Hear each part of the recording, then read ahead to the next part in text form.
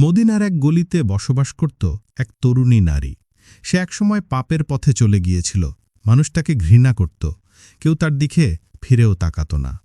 কিন্তু একদিন তার জীবনে এমন কিছু ঘটল যা চিরদিনের জন্য তার হৃদয় বদলে দিল।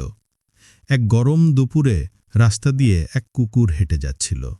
তার জিহ্বা শুকিয়ে গেছে, চোখে পানি নেই, আর মুখ দিয়ে হাঁপাচ্ছে। চারদিকে পানি নেই। সেই নারী দূর থেকে দেখল কুকুরটিকে। তার হৃদয়ে করুণা জাগল। সে নিজের পর্দা সরিয়ে কাছের কুয়ায় নামল, নিজের চাদর ছিঁড়ে তাতে পানি ভরল এবং কুকুরটিকে পানি পান করাল। কুকুরটি ধীরে ধীরে প্রাণ ফিরে পেল, ল্যাজ নাড়ল এবং চলে গেল। নারীটি তখন বুঝতেও পারেনি আল্লাহ তার এই ছোট কাজটিকে কত বড় পুরস্কারে পরিণত করবেন।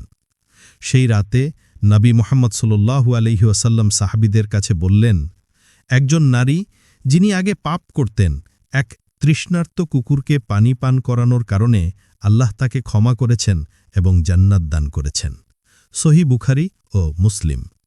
সেই ঘটনার পর থেকে মদিনার লোকেরা আর সেই নারীকে ঘৃণা করেনি, বরং তারা বলত, যে সত্যিকারভাবে তওবা করে আল্লাহ তার অতীত মুছে দেন।